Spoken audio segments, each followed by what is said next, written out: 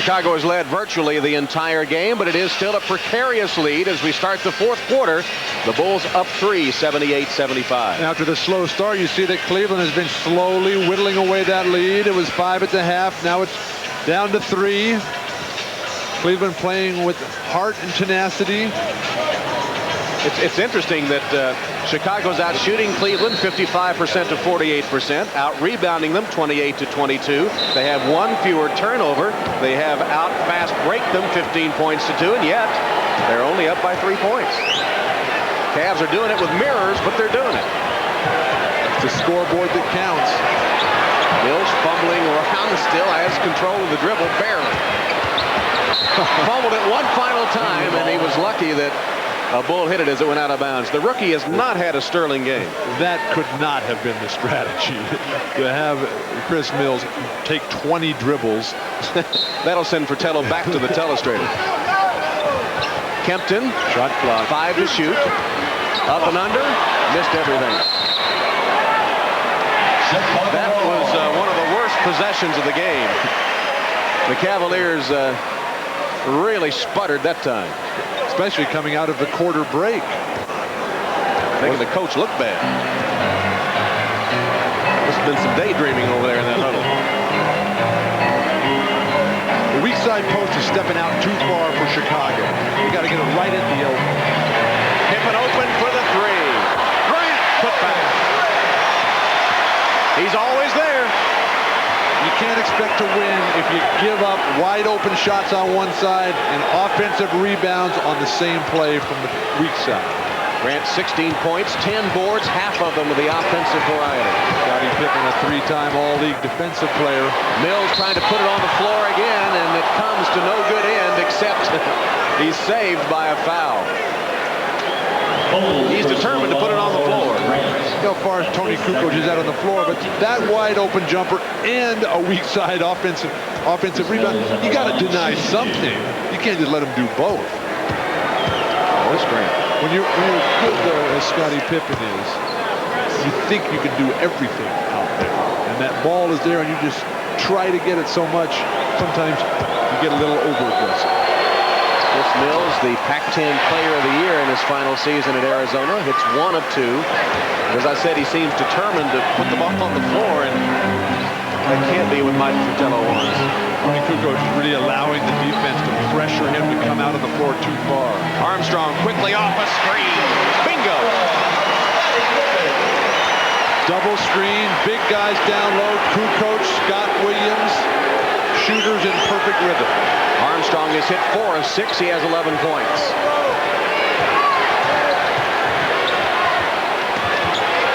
Good fake by Mills. Second one also. They missed the shot. Grant lost it out of bounds. It'll belong to Cleveland.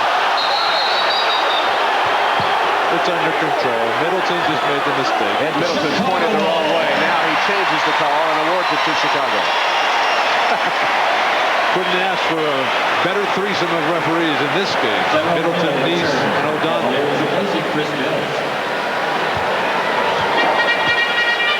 Pippen brings it up against Wilkins. Double down, single double here. Again, Armstrong off the screen. Couldn't get the shot away that time. Like going right back to the guy who just hit the last jumper. Inside to Scott Williams. Turns on the double team. Slapped right back to him. That was Grant that kept it alive. Kukoc deflected by Kempton out of bounds to the Bulls. And we'll take a break with 9:51 left in game 2. And the Bulls up 6. Miller Genuine Draft presents Genuine Moments. Today's Miller Moment takes us back to March 28, 1990. The Bulls in Cleveland as Michael Jordan went 23 for 37 from the floor, 21 of 23 from the foul line, a regular season career high 69 points as the Bulls won 117-113. And there is the legacy of his airness. 3 championship banners. What makes that moment so special, though, is the fact that Jordan does that on the road against his team's arch rival in a very close game. And there is the heir to Michael Jordan, Scottie Pippen, hoping to bring another championship banner to Chicago Stadium. In recognition of our Miller moment, Miller Genuine Draft will donate $1,000 to the Thurgood Marshall Scholarship Fund. Fratello argued correctly for no reset of the shot clock. Bulls have to hurry. Armstrong does. And Williams puts it home. That happens so often. The defender is sitting there watching, waiting for the ball to hit the rim. And then somebody slides in and catches the short air ball and just lays it in. Bulls lead 84-76. With just less than 9.5 remaining. Price has really been out a long time. Hill, Pippen came over to pick him up defensively, but Tyrone Hill scored his 9th point. You're right, Mark Price still on the Cleveland bench. Been out over 7 minutes.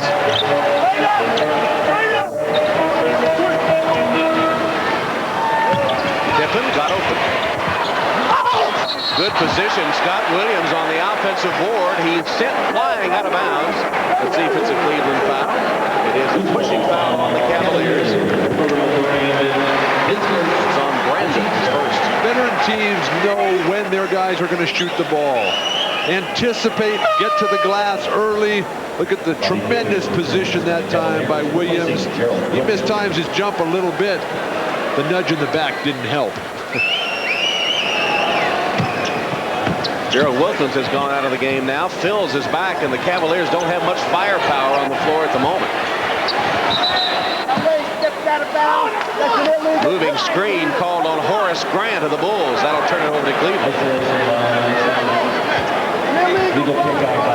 Legal pick out of bounds is the call. Grant apparently was striding the baseline. Jackson says, "What is that?" What's that call again?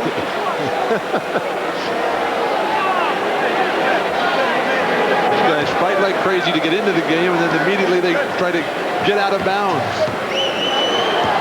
It all happens between the lines here. How's Cleveland going to score now with this lineup? Terrell Brandon going one-on-one.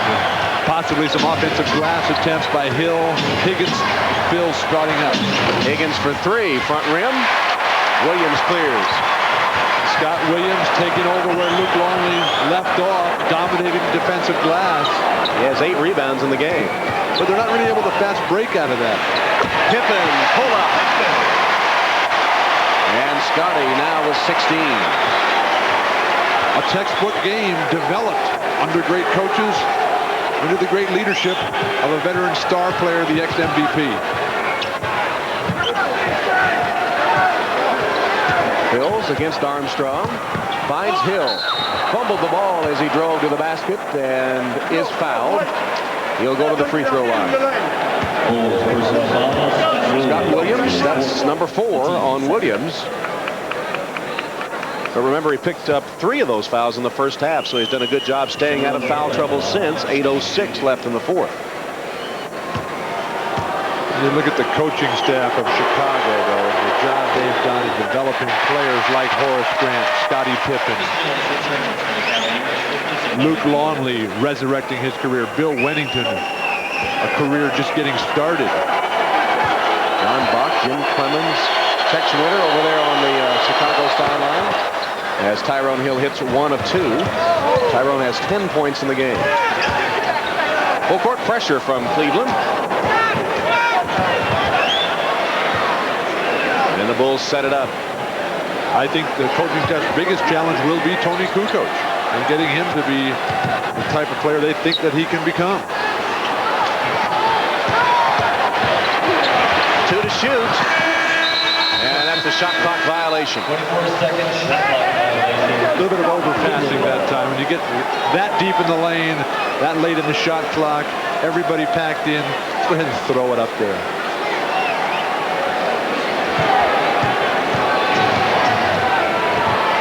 Terrell Brandon for the Cavaliers. They've taken care of the ball. They had 4 turnovers the first 4 minutes of the game, only 5 since. Some near ones, however. Hill forced his way inside, couldn't finish the play, and Williams takes it down for the Bulls. Kukoc had the open outside shot. Armstrong will take it. That's a three.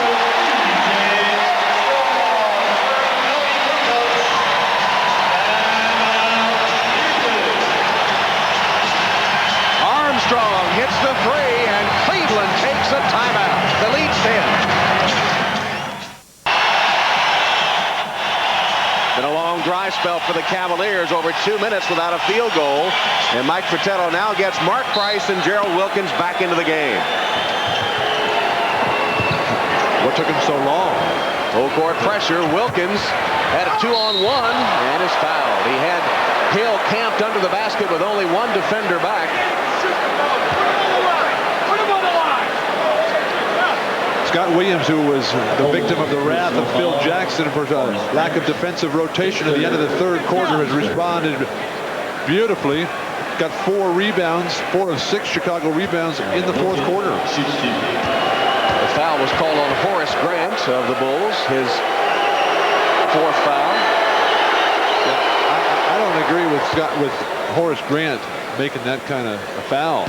He's got to stay in the ball game. This game is a long way from being over. You got to be a defender. You can't be a fouler in basketball. And Horace Grant is a tremendous defender. Wilkins hits the 2 free throws. Gerald Wilkins is the game's leading scorer, now with a total of 28.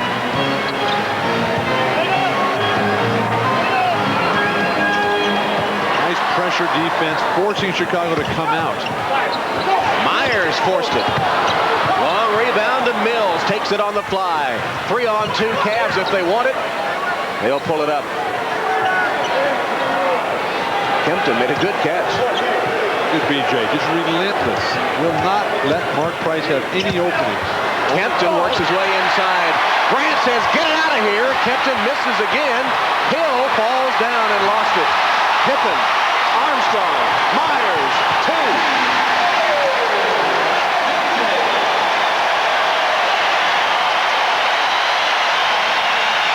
The physical play of the Bulls underneath the hoop. The strategy, make Kempton beat you. The presence and court sense of Scottie Pippen. The finishing of the rest of the guys.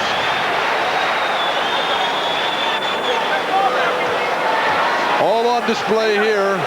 Pippen just lets it go beautifully.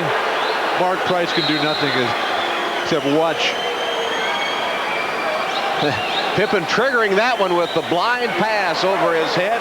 And the Bulls have outscored the Cavaliers on the fast break 19-2 in the game. Scott Williams called for a personal and technical foul. Is a continued Chicago strategy of roughing up Mark Price, double teaming him as BJ adjusts his eyewear. Scott Williams got tangled up with Mark Price. Mark Price had to bump him back. Scott Williams a little excessive. And Mark Price, an 89% free throw shooter, misses. Price has got to be careful, though. He's already got one technical. That'll be Armstrong on a hold out on the floor. Well, they'll say he was in the act of shooting and give Price 2 shots at the line. It's so tough for a guy like Mark Price, who's got so much pride, is not going to come out here and whine and complain about not having his guys.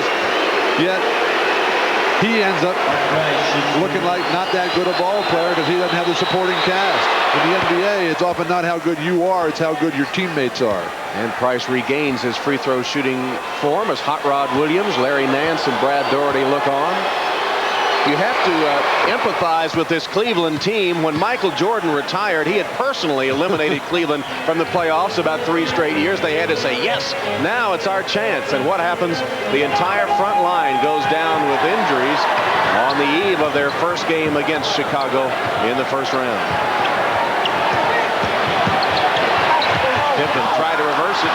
Cavs are ready for it. How is that not a foul? Armstrong.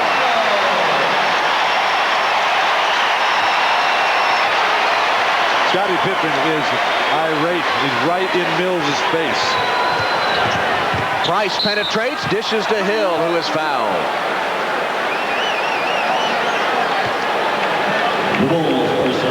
The Bulls continue with the great ball movement. Little pump fake, step under.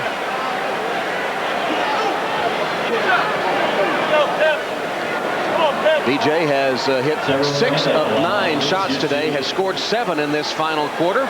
Total is 16 in the game.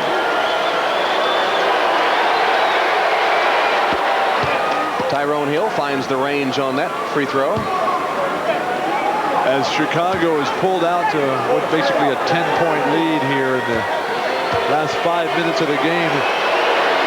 Almost an exact duplicate of what happened in game 1. Armstrong, only Wilkins is back. Pippen is fouled.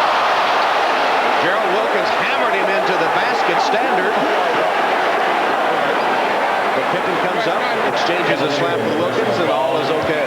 These are guys who have played against each other a lot. They understand each other. They know that guys like Gerald Wilkins are not dirty players.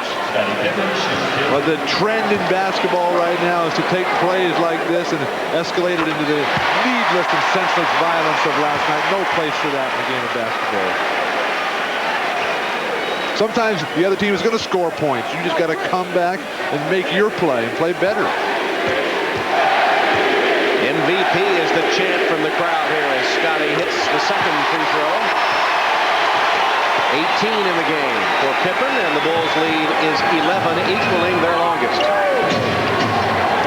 Tremendous kicks by Kempton that time.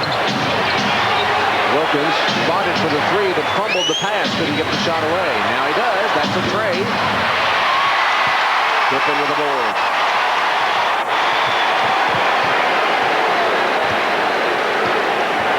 7:25, and Cleveland with only 1 basket to show for it. Poor balance by Chicago. Mills trying to body Pippen is called for the personal. One thing that Cartwright really gave the Chicago Bulls was a complete understanding of the sense of how to play basketball. A lot of times the international players like a Luke Longley and a Tony Kukoc who don't have the playground experience just don't really have that sense of the game. It's tough to learn it without playing on the playground. Kukoc from Croatia and Longley the only Australian in the NBA.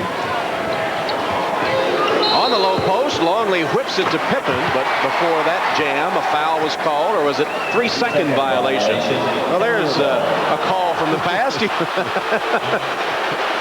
Sometimes you think they have eliminated that rule from the book. I didn't know it was still in there. Those pages were dusty when they leaped back to get that call. Look at Armstrong, though, the whole time, right up in Price's face. He said, when is this guy going to get tired? When is he going to leave me alone? Price just takes it on his own, and a blind pass to Mills, who hits the long-range deuce. Price made it happen. That was about the only time that he's been open underneath the hoop that time, and he decided to go ahead and pass it anyway. Pippen to Longley. One big giant step and a Cleveland foul.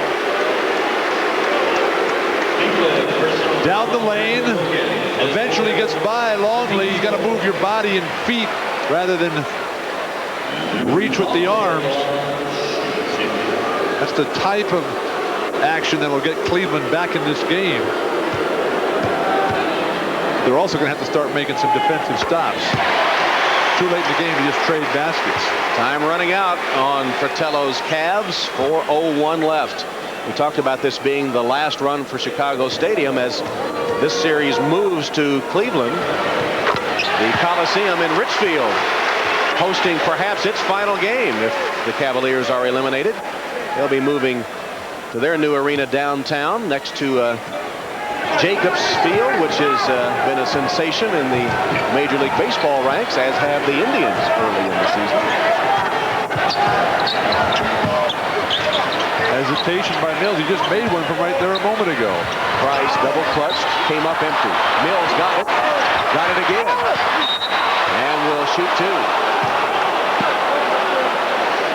The Bulls personal foul on Longley is 4. So many players have a habit of taking their eyes off the ball as Luke Longley picks up his 4th foul. As so many Bulls are deep in foul trouble. When the ball is shot, you got to watch it the whole way. Don't turn your back to the ball and hope it comes down to you. You got to know where it's going and go get it. Mills, the 22nd player taken in the 93 draft, shooting for his 9th point. He also has 8 rebounds, so he has done a decent job off the Cleveland bench, even though he has sometimes tried to go one-on-one on the dribble a little too much.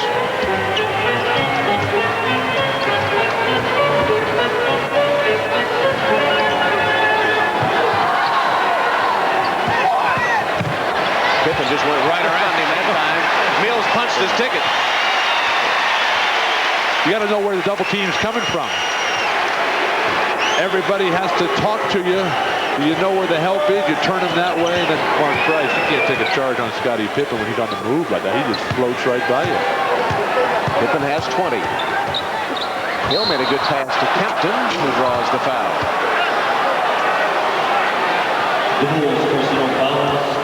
You see the defense is going to come up. Kempton is up there for the pick and roll. Force him over the pick, and then you got the double team out there high. Longley hasn't shown that he's as expert in running the pick and roll as, say, someone like Phil Laimbeer was. Scottie Pippen has picked up his 4th foul. Remember, he had 3 in the first half and sat out a good deal of the first half. So he's done a good job of managing his fouls, staying out of foul trouble as he has played virtually the entire second half. 3:06 left in the game as Kempton hits the free throws, and the Bulls are up 99-90. Cleveland has to make some stops. Longley on the low post calling for it, but couldn't get the entry pass. Instead, they go out to Pippen. No way to stop that. You can only play so long on emotion. Cleveland has done a tremendous job of hanging tough in there. Eventually, talent wins out. Perfect example right there, Scottie Pippen on the classic crossover move.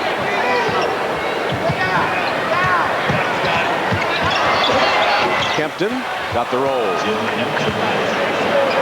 Tim Kempton has 14 points. And they've not played bad. Kempton, Mills, Rod Higgins. But you got to play great to win a ball game in this building. Grant threads his way inside and got the pass from Longley.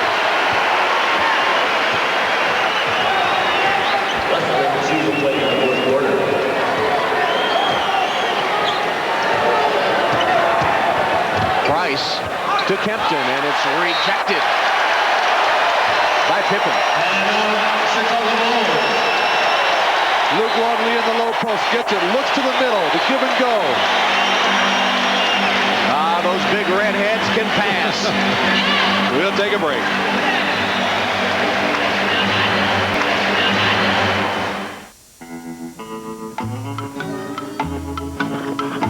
I got an idea. What? First one to miss watches a winner eat 2 Big Macs. Hey, can I play? No. Over the Grand Canyon, off your face, through the window, off the floor, nothing but net. Watch this shot. Hey, can I play? No! Out the hatch, over the beach, through the window, off the scoreboard, nothing but net. Please, pretty please. No! What you want is what you get at McDonald's today. No. Larry, I'm hungry. What do you say I buy you a Big Mac? I'll buy. No, I'll buy. Play to see who buys. Okay. Around Saturn, through the dipper, nothing but net. Well, Drexler, phenomenal game in game 1. And the winner of this series, Chicago and Cleveland, will face the winner of the Knicks-Nets series, with the Knicks taking a 2-0 lead in the first game of our tripleheader today. Put back for Tim Kempton. Chicago has outshot Cleveland 63% to just under 25% in the fourth quarter. 4 of 14 Cleveland in this quarter, while Chicago is connected on 10 of 16. When it got down to crunch time, the fourth quarter, the Bulls, as they did in game one, assumed control of the contest. You have to just give the Bulls so much credit for what they've done with Luke Longley here. Here's a guy who was basically doing nothing at Minnesota. Comes down here, and now he's starting for a team that's got a great chance to win the championship. What about earlier when he and Alonzo Mourning got into it down in Charlotte, which resulted in a key suspension of Mourning and thrown out of the Chicago game, a game that the Hornets could have won. They might be in the playoffs but for that incident. Longley has got to make free throws like that. Hill rebounds the second miss, and Cleveland quickly takes a 20-second timeout. As we check the games, strong periods, yes. And they've got to be able to get the ball to their key players at a good spot on the floor at the right time. Price to Hill, blocked by Grant. They'll call a foul, but Grant was all over the ball and perhaps got him with the body. The penetration, the dish, looked like a lot of ball. The important thing to realize, though, about this series and the New York Knicks series is that the games that are important is when the road team wins in the playoffs. Unless it's the 7th or 5th game in the short series like we're in right now. Cleveland is just fine. They've only got to win one game here and hold serve at home. Same with the Nets.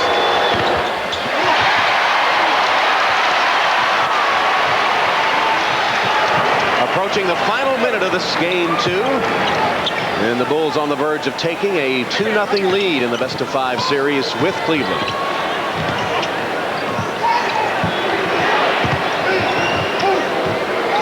Pippen left alone at the arc. Knocked out of bounds by the Bulls. And Cleveland will take a timeout. Just 47.8 seconds left as Fratello calls time.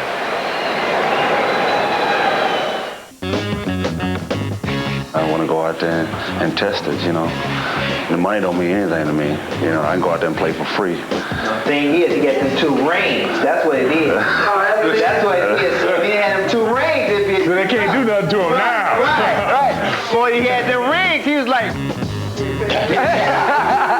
No, the rings don't mean anything, really. Oh, those rings don't mean nothing? They're just part of history. Can I have one? Oh, no. To nail down a couple of wins at home. The biggest thing they have to realize is that what they've tried so far hasn't worked. So if you're going to stick with that, I don't know if that's a good idea.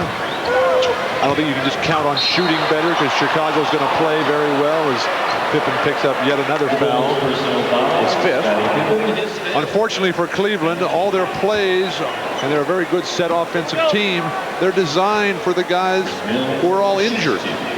Price's skill and running the pick and roll, that's in effect, and he's effective because they got Doherty, Nance, and Williams able to operate that. They might need to go, and I know Mike Fratello is reluctant to do this, but just go to a small lineup, put your 5 best guys out on the court, and see what goes there. Mike was saying a real up-tempo game. You go with a small lineup and run from one end of the court to the other to outscore the team 130 to 125 or whatever. He said, but we're not in that kind of shape. We haven't played that way all season long, so we're not in that sort of physical condition to play that way. But you got to try something. You can't just sit there and say, well, we hope our guys get better in the next 48 hours because the skill level is not going to change. The health is not going to change. One key to the Bulls taking command of the fourth quarter has been the defense on Gerald Wilkins. Through 3 quarters, Wilkins hit 8 of 12, 26 points. In the fourth quarter, he has only 2 free throws and has missed his only shot from the floor. On the other hand, Chicago, their mindset has to be, we want to get this over with so we can have that extra rest. We don't want to stay on the road any longer than we have to. We want to be fresh for the next series, assuming, of course, that they do move on. And when the game was hanging in the balance, the Bulls turned it over to Scottie Pippen, who has scored 8 points in the fourth quarter and leads the Bulls attack with 22. That's why he's an MVP candidate. You can't be afraid to miss those shots. Everybody misses big shots. Well, the bad news is Cleveland still has timeouts remaining, and they take one now. So we'll be back to Chicago Stadium after these messages from your... On both knees. Wayne Embry's got to decide, is Larry Nance our future? Or are we going to use his very big salary sheet? Cleveland continues to struggle. 4 of 17 in this fourth quarter. Chicago Bulls. And now the Bulls take a 20-second timeout. 20-second timeout. With the clock showing 16.7 seconds. And even at this stage of the game, every Cleveland shot has been contested by that Chicago defense. And Phil Jackson said after game 1 his team wasn't happy with his performance, and he didn't think they would relax, and indeed they haven't. They played strong, threw out, turned it up enough. If you can, stop the presses, we'll patent it.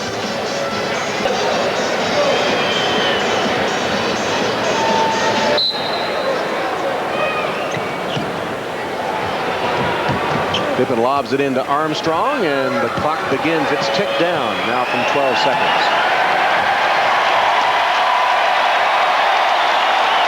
So the Bulls win their 2 games at home to start this first-round Eastern Conference series. And the game ends with the Bulls a winner over the Cleveland Cavaliers, 105-96. And the Bulls now go up 2-0 on the Cavs as the series moves to Cleveland on Tuesday.